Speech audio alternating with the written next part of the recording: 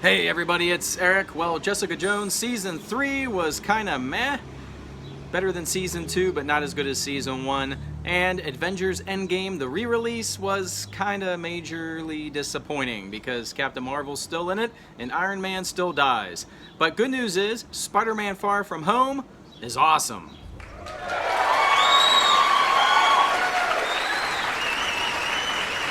Spider-Man Far From Home, 2 hours, PG-13. I have no idea why it's PG-13. We're gonna talk spoilers. If you don't want spoilers, this is your warning. You've been warned, all right? This movie is directed by John Watts. The guy nails it. He's in the zone. He came back from the last one. He should do the next one, okay? The last one was called Homecoming. This one's Far From Home. I think the next one could be called Can't Go Home, and we'll get into that. This is also written, again, by Chris McKenna and Eric Summers, and they nail it. They nail it. The writers and the directors, they're in the zone, and their cooperation with the MCU is showing here big time. It's a very enjoyable movie. Hell, I'm going to tell you what I think about it already. 8.5 out of 10. Better than the last one, even though I'm a Michael Keaton fan. All right, they nailed it. This cast is great, and they're getting better. Tom Holland is the best Spider-Man we've ever had. I said it. Zendaya is the best MJ we ever had, and she's even bigger and better here, all right? And Jacob Batalon is the best Ned we've ever had. We also have Sam Jackson playing Nick Fury. Or do we? I don't know. Jon Favreau is Happy Hogan. Kobe Smulders returns as Maria Hill. Just saw the original Avengers. I really enjoyed that and her performance. Marissa Tomei is back as Hot Aunt May. And we have Jake Gyllenhaal as Hot Mysterio. That's right. Everyone is great. The classmates, the teachers, they're great. There's the young lady that does the morning announcements. She was in the last movie, I believe, the young blonde. And she returns and has a bigger role in the relationship with Ned that I really liked, actually. We also have a S.H.I.E.L.D. agent named Dimitri that looks suspiciously like Kraven the Hunter. I'm just saying. So everyone's great, 8.5 out of 10. Let's get into some spoilers.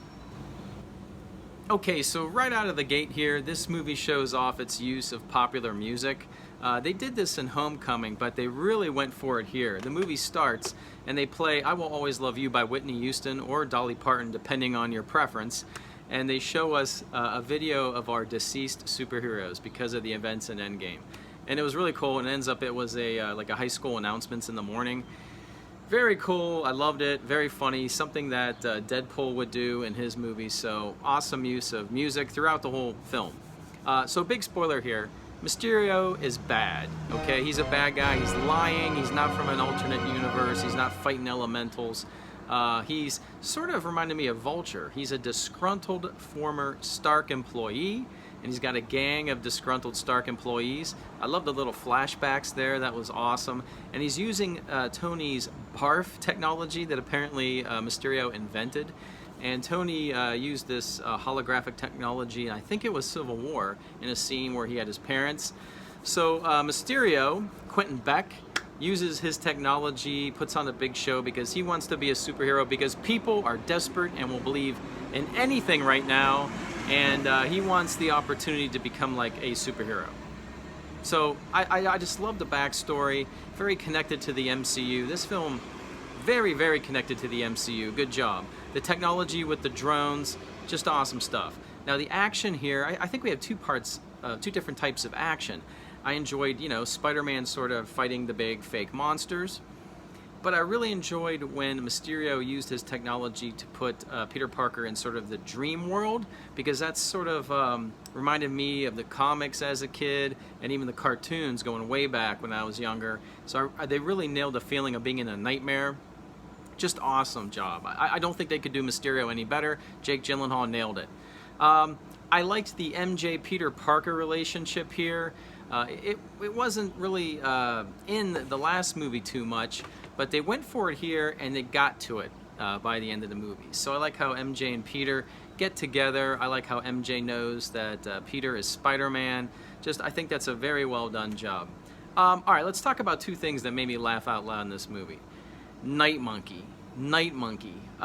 So Nick Fury gives Peter this black suit just so his friends don't start connecting that maybe Spider-Man's around Peter Parker too much. So he's on TV and he's in this black suit that you've all seen. And I think it was Ned. They're asking, well, what's his name? What's his name? Because Ned's saying, oh, this guy, you know, he's in Europe all the time. He's just a wannabe Spider-Man. And Ned comes up with the term Night Monkey, the name Night Monkey. That was very good. I spit out my popcorn when he said that. The second thing in this movie that I really, really liked, Peter Tingle. And yeah, I mean, not only is it funny and a good play on words, starting with Hot Aunt May, but unlike the last movie he didn't use his spider sense, and it was a problem for me, and they brought it up here, they recognized it, and you're gonna need your spider sense, you're gonna need your Peter Tingle to fight Mysterio, because he's all about illusion. You have to kind of close your eyes, and then you rely on your, you know, your spider sense to fight him. And so that is really how he did defeat Mysterio in this movie. Awesome job, I loved it, brought it all together, and Peter Tingle, that's just great.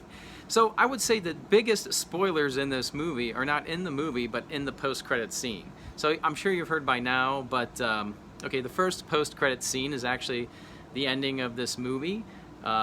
Peter thinks he's defeated Mysterio, killed Mysterio. Not so fast. Apparently Mysterio made a video, a fake video, showing that Peter is actually the villain and created these monsters and all this stuff. And not only that, but he declares that Peter Parker is Spider-Man. And who's the messenger here? Who's the guy on the video? Well, it's J.K. Simmons, J. Jonah Jameson. That's right, J.K. Simmons returns. He was in the Tobey Maguire movies, and he is J. Jonah Jameson. I mean, he nailed it, and he's back.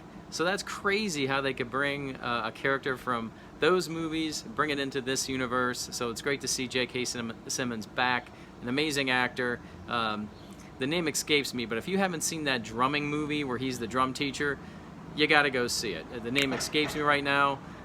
Check it out. The second post-credit scene is Nick Fury and Kobe Smulders in the car, Maria Hill in the car, and Nick Fury turns into Talos, the Skrull from Captain Marvel.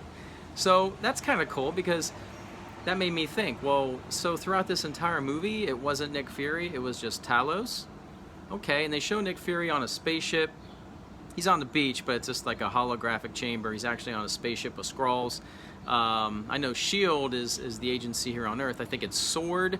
is the agency in the comics that's out in space. So it'd be cool. I always wanted them to bring S.W.O.R.D. into it, and it looks like that could be a nod to S.W.O.R.D.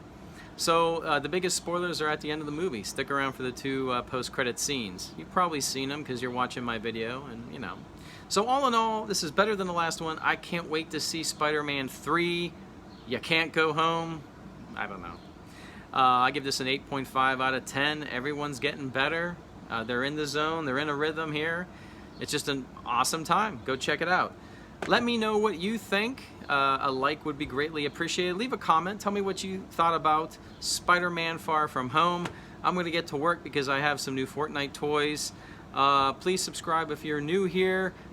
We have some nerd videos all the time. It's what I do here, all right? Well, with that, have a great 4th of July. Have a great night. And as always, I will see you on the new.